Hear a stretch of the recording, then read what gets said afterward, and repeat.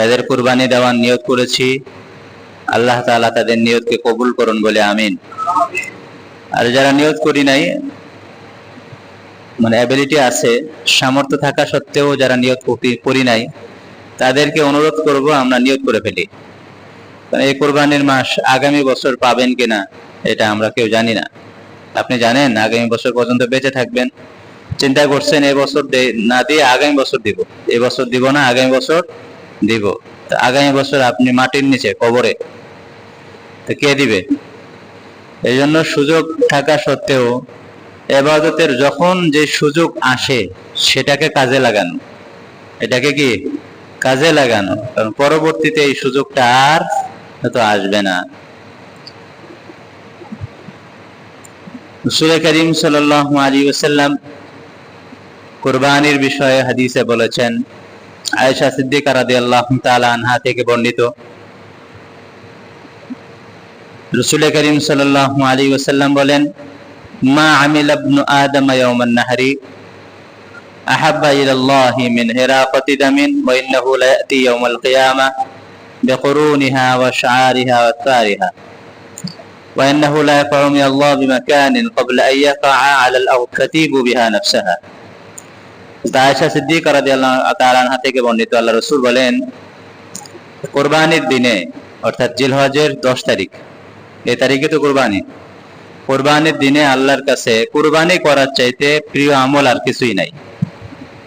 কুরবানি করার চেয়ে প্রিয় আমল আর কিছুই নাই। আপনার ভরি ভরি স্বর্ণ আছে, দান করলেন, কুরবানির মতন সওয়াব হবে না। একটা কুরবানির পশু 1 লাখ টাকায় পাওয়া যায়, ছোট হইলে 60-70 হাজার টাকাও পাওয়া যায়। 60-70 হাজার টাকা আল্লাহর নামে কুরবানি করা, এটা সবচেয়ে বেশি দামি। এটা বাদ দিয়ে যদি আপনি 10 লক্ষ টাকার স্বর্ণ দান করেন, এটা আল্লাহর কাছে বেশি প্রিয় না কুরবানির দিনে, কুরবানির দিনে। এই জন্য কুরবানিটা সবচেয়ে বেশি প্রিয় আল্লাহর কাছে। এই জন্য আল্লাহ রাসূল বলছেন, ওয়া ইন্নাহু লা ইয়াতি ইয়াওমাল কিয়ামাতি বিকুরুনিহা ওয়া শাআরিহা, কিয়ামতের ময়দানে কুরবানির এই পশু লোম, তারপরে এর খুর, নখ, শিং, যেগুলো আপনারা ফেলে দেন, যেগুলো খান না, যেটা খেয়ে ফেললেন তো খেয়ে ফেললেন, আর যেগুলো ফেলে দেন খান না, লোম, খুর, এরপরে শিং, এগুলো এই পশু এগুলো নিয়ে হাজির হবে। হাজির হয়ে আল্লাহ পাকের কাছে দরখাস্ত করবে, সুপারিশ করবে যে আল্লাহ, তোমার এই বান্দাদের নেক আমলের পাল্লায় এই কুরবানির পশুর এই জিনিসগুলো উঠায় দাও। সুবহানাল্লাহ, এগুলো নেক আমলের পাল্লায় ওজন দেওয়া হবে। তো ওজন দিলে পাল্লাটা ভারী হবে নাকি হালকা হবে? ভারী হবে না বেশি? এটা আরেকটা হাদিসে আসছে, রাসূল করিম সাল্লাল্লাহু আলাইহি ওয়াসাল্লাম বলছেন, সাহাবায়ে কেরাম যখন জিজ্ঞেস করলেন কুরবানি করে কি লাভ, আল্লাহ রাসূল কি জবাব দিলেন? প্রত্যেকটা লোমের বিনিময়ে একটা করে নেকি লিখে দেওয়া হবে, প্রত্যেকটা লোমের বিনিময়ে। ওয়া ইন্নাহু লা ইয়াকাউ মিনাল্লাহি বিমাকানিন ক্বাবলা ইয়াকা আলাল আরদ। আর এই কুরবানির পশু যখন জবে করা হয়, নিয়ত যদি ভালো থাকে, টাকা যদি হালাল হয়, টাকা হালাল, নিয়তের মধ্যে কোনো সমস্যা নাই, ভেজাল নাই, বরং আল্লাহর জন্য, আল্লাহর খুশি করার জন্য কুরবানি করতেছে এবং টাকা হালাল, এগুলো যদি হয়, পশুটা সুন্দর, কোনো সমস্যা নাই। তো এই পশু যখন কুরবানির দিনে আল্লাহর নামে জবে করা হবে, তো জবা করার সাথে সাথে এটার রক্ত মাটিতে পৌঁছার আগেই আল্লাহর দরবারে এটা পৌঁছে যায়। সুবহানাল্লাহ, এটা আল্লাহর দরবারে কবুল হয়ে যায়।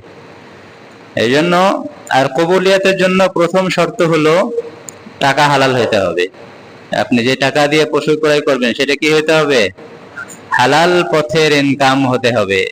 কোন হারাম টাকা দিয়ে আপনি যত বড়ই পশু কিনেন, এটা আল্লাহর দরবারে কবুল হবে না।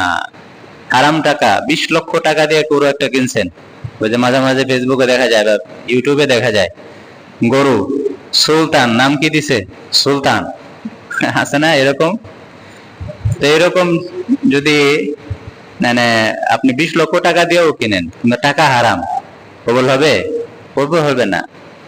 আর একজনে 10,000 টাকা দিয়ে একটা ছাগল কিনছে, টাকা হালাল, এটা কবুল হয়ে যাবে, আপনারটা কবুল হবে না।